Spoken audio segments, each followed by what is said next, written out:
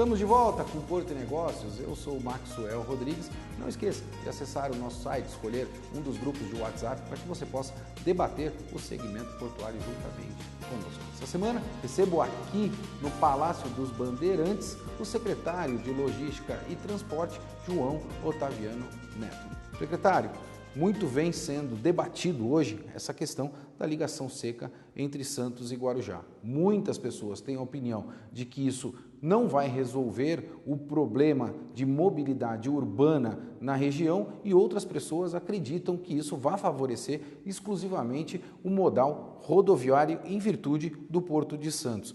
O secretário poderia esclarecer para a nossa audiência efetivamente qual é a proposta da ligação seca entre Santos e Guarujá? Vamos separar as coisas. Tem um problema histórico, crônico, que é a ligação de balsa entre Santos e Guarujá. Ambas cidades cresceram, a conexão, seja por razões de turismo, seja por razões de negócio, ela é intensa. Ela é intensa. Tanto que é um ponto de alta atenção. Isto é uma questão de mobilidade urbana. Sem dúvida. Hoje, fora o canal ali, você confundiria Santos e Guarujá com os seus limites. Hoje, sempre você teve o canal com essa operação. Você tem ali entre 6 e 7 balsas, dependendo aí do estado de conservação, de manutenção que nós estamos conseguindo imprimir a essas balsas. Há de se lembrar que é a maior travessia litorânea em número de veículos do mundo, né, secretário? É muito forte. E ali você tem outras questões, que são, por exemplo, os navios para a operação do porto. E isto é delimitado pela Capitania dos Portos. Tem horas que você precisa parar. É uma questão de mobilidade urbana. Como é que você resolve isso? Ali não cabe uma ponte. Ali um projeto de ponte seria muito complexo. A angulação da ponte, a questão dos vãos, né, aonde ela chegaria nas cidades para fazer a sua concordância. Então surgiu em algum instante um estudo de um túnel ligando as duas margens. É razoável pensar nisso. O problema é o custo. Esse túnel bate na casa dos 5 bilhões de reais de investimento.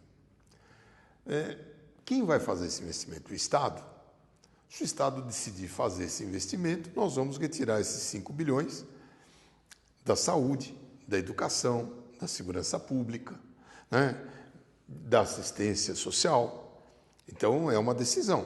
Não me parece que essa, hoje, em função das condições do Brasil e das condições do Estado de São Paulo, seja uma opção consequente. Então, vamos consultar a iniciativa privada. Qual seria um pedágio razoável para que, em cerca de 30 anos, a iniciativa privada recuperasse esse investimento? Eu vou te dar um parâmetro. Nós estamos lançando agora uma concessão rodoviária no centro do estado, das Centrovias. São 1.200 quilômetros de concessão.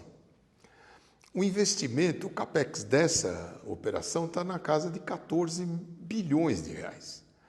Ou seja, 3 vezes o túnel para 1.200 quilômetros que vão passar por 54 municípios. Então, aí você tem uma proporção do que significaria um investimento desse, não que não mereça. E o valor do pedágio, supostamente, para essa concessão? Você vai ter um concessão? pedágio enorme, vai chegar a uma casa de 50, 60 reais para que você tenha uma recuperação desse investimento em 30 anos. Agora, quem vai antecipar um investimento desse? Muito difícil. Isso é uma coisa complicada. Então, essa ligação, por mais, vamos dizer assim, glamurosa que ela seja e que ela resolva em tese, ela é inviável do ponto de vista econômico. A gente tem que ter responsabilidade. Então, hoje, não há uma prioridade no sentido de investimento para você aplicar esse recurso no túnel. A economia não permite. Vimos hoje que a inflação caiu nesse semestre, aliás, nesse último trimestre, pela pior razão possível. Sem dúvida. Pela não evolução da economia. Não é que tivemos uma situação econômica favorável e, portanto, a inflação caiu. Ela caiu Vocês dizem porque a deflação da moeda, o poder de compra, né? Então, a economia está estagnada. A estagnação da economia implica em que o Estado não tenha receita adicional né, que ele depende da economia vibrante para que você possa ter mais receita. Aí você escuta comparações com portos de países de outro mundo, do primeiro mundo. Ora, veja a economia deles. É claro que numa economia de Singapura, da Alemanha, da própria Inglaterra, você tem hoje outros padrões. Não é o nosso caso. Então vamos enfrentar a nossa realidade. Hoje, essa questão do investimento no túnel, ele não faz parte de uma prioridade, porque ele não se sustenta. A título de esclarecimento, então, na verdade, a ponte ela não resolve o problema de mobilidade urbana. Vamos pegar a questão da ponte. A ponte está desenhada na chegada de Santos, ali na região do Alemoa. Ela vai cruzar ao lado da Ilha Barnabé, vai chegar na Domênico Rangoni, um pouco depois do pedágio ali. Antes do pedágio, antes da entrada da Rio Santos ali. Exatamente, ele vai chegar naquele trecho, né, a ponte. São 7,5 km. Qual é o papel dela? É óbvio que você fala, poxa, eu estou aqui na ponta da praia, para eu cruzar o Guarujá é só a balsa, né? Bom, a baleia está lá no canal, os navios estão passando, tem a neblina. Como é que você faz? Você tem que dar a volta hoje pelo Cubatão, voltar, pegar o trecho do Domênico Rangoni e ir para o Guarujá. Sim. Isso leva 1h40. Aproximadamente 1h30, 1h40. Esse é o tempo médio. A ponte ela foi estudada para duas questões. Primeiro, ela é um dispositivo rodoviário. Ela está dentro de uma área de concessão rodoviária. É possível, sim, que ela faça parte de um aditamento do contrato da concessionária. O risco todo é da concessionária, o governo não vai colocar recurso nisso. E ela oferece uma ligação seca para os caminhões que fazem o transbordo de contêiner de uma margem para outra, mas tem um número de veículos possíveis de usar essa ponte da ordem de 6 a 7 mil veículos dia nos estudos preliminares. Quando essa ponte estiver funcionando, ela é um indutor desse percurso. Então, muita gente vai fazer esse percurso porque ele é um percurso interessante. No caso dos caminhões, ela vai reduzir mais ou menos de 1h40, 1h e tanto, para 30 minutos, que serve também para o veículo de passeio. De qualquer maneira, ela é um elemento fundamental na dinâmica de ligação entre as margens do porto. Ela tem um traçado que não é incompatível com a operação do porto. Ela tem um traçado que respeita o gabarito da aeronáutica para a chegada dos aviões no aeroporto do Guarujá.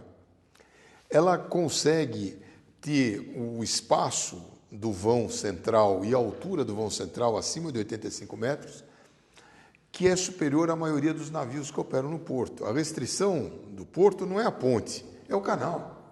Segundo o presidente próprio da Codesp, o Casemiro Tessio, ele disse que a ponte atrapalha na movimentação dos navios no Porto de Santos. É uma verdade afirmar isso? Não acredito, porque o navio não chega lá de repente, né? O navio não aparece lá, ele obedece uma lógica de chegada. Então, a ponte tem gabarito para passagem de 2 navios simultâneos.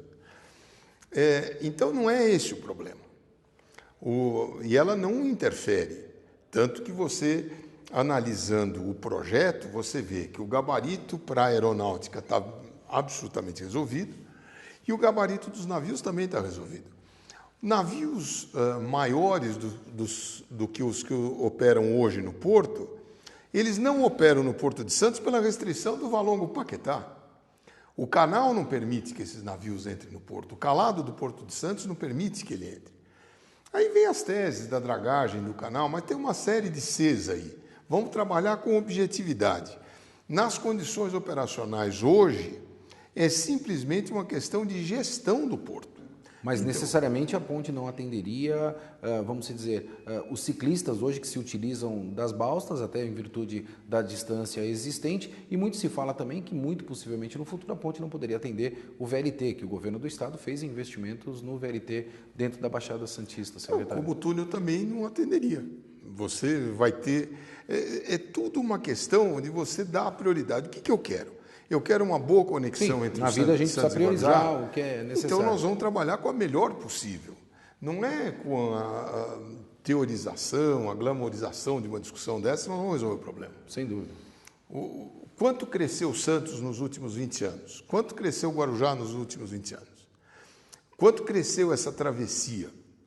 Só de pessoas entre Santos e Vicente de Carvalho, por dia são quase 10 mil. Sim. Então, são outros tempos, com uma nova realidade, e a gente sabe bem disso, que a travessia hoje ela é um gargalo até para a economia da nossa região, secretário. E esse é um ponto que você vai melhorar com uma outra questão que eu tenho certeza que você vai colocar para mim aí, que é a questão da privatização das balsas. Sim, esse é o próximo tema que a gente quer debater. Então já vamos visitar, porque ele se conecta com isso, Maxwell. Como é que eu resolvo isso? É aumentando a oferta de balsa, levando em consideração que eu vou conviver com restrições da operação do canal. Sim. A Capitania dos Portos vai parar para entrar navio, né? Se as baleias Jubar tiverem visitar, você vai parar. A neblina, a questão de correnteza. E até o próprio canal, secretário, se o senhor me permitir, ela tem uma limitação de embarcações. A gente não consegue, a não ser que perfile uma balsa atrás da outra. Aí você já faz a ponte, você faz a própria ponte, né? Então... Mas a ideia qual é? É ampliar a capacidade. Mas mesmo essa ampliação de capacidade, põe 20 balsas, não cabe. Sem dúvida. Então você tem uma capacidade máxima dessa operação. Por isso nós estamos trabalhando com duas frentes. Uma, que é determinação do governador João Dória, é a privatização do sistema.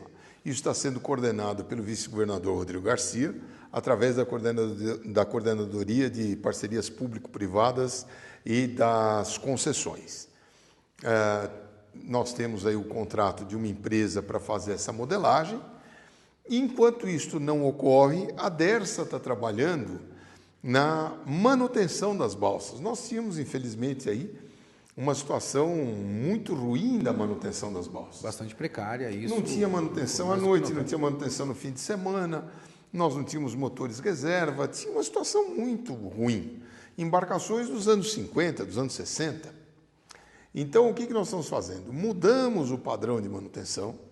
Tem mais de 5 balsas hoje fazendo, não reparo, manutenção pesada, troca de motor, toda a questão do casco, as hélices. Né?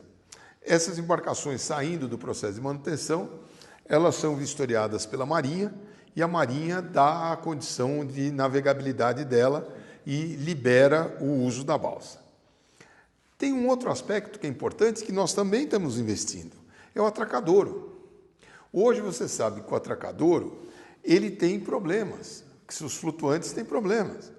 Não há um sistema de gaveta adequado para você garantir a atracação dessas balsas. Investimentos foram feitos em algumas gavetas e o atracadouro da outra travessia ali, da primeira travessia... Não foi feito. Não foi feito. Nós estamos fazendo agora, nós estamos consertando, tem um investimento grande lá, para que a gente corrija isso. Porque também não adianta só pôr a balsa, ela não consegue atracar. Eu sei que o telespectador em casa está se perguntando, secretário, qual o prazo para a concessão da travessia? Vamos colocar isso cronologicamente. Primeiro, essas ações de manutenção, enquanto não vem, estão se dando agora e, em grande medida, no início do segundo semestre, nós já vamos ter uma outra realidade. Nós tivemos um problema, por exemplo, na travessia de São Sebastião e Ilhabela, porque não havia condição de navegabilidade por conta da maré de colocar caminhões nas balsas. O que aconteceu? Formou-se uma fila de caminhões e essa fila de caminhões acabou repercutindo no tempo de embarque. Nós temos que segregar o caminhão. Você imagina o motorista de caminhão ficar bravo, tem o problema da carga, mas faz parte do jogo. Não dá para pôr o caminhão sem condição dele poder fazer a atracação do outro lado.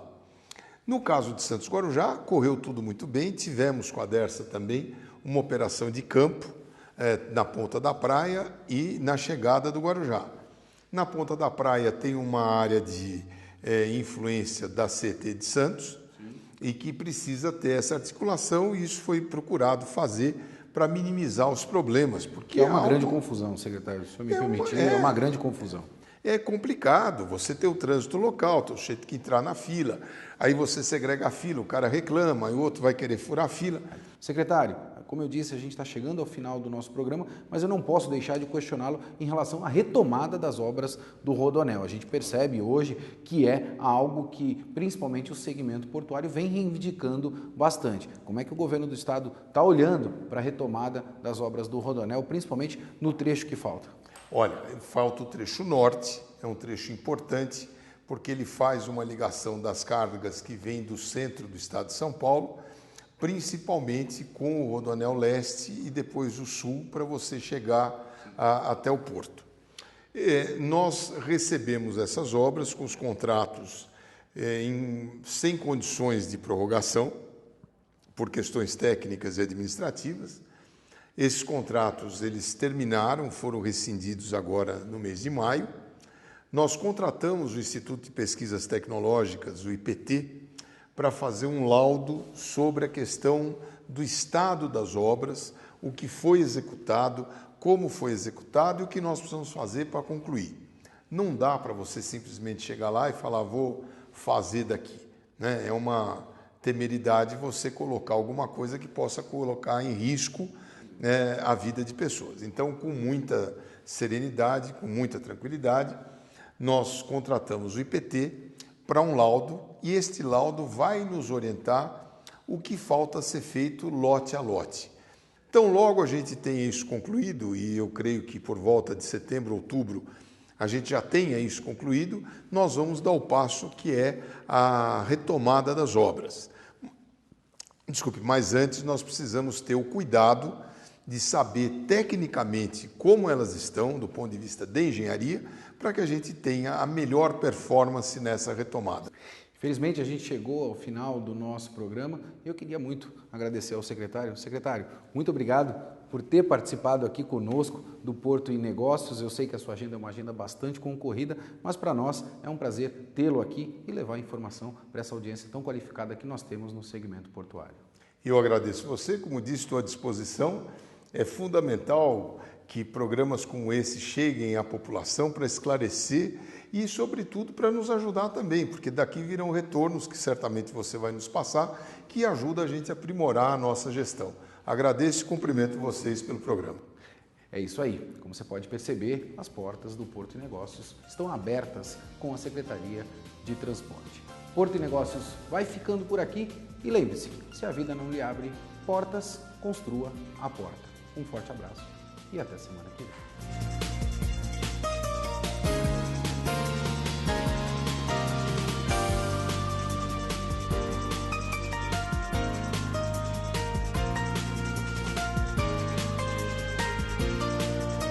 Porto e Negócios, patrocínio Brasil Terminal Portuário, acreditar e inovar. Apoio Grupo Gelog, Grupo Iaman, apoio institucional Concais, Porto de Santos. Realização Santa Cecília TV, 22 anos.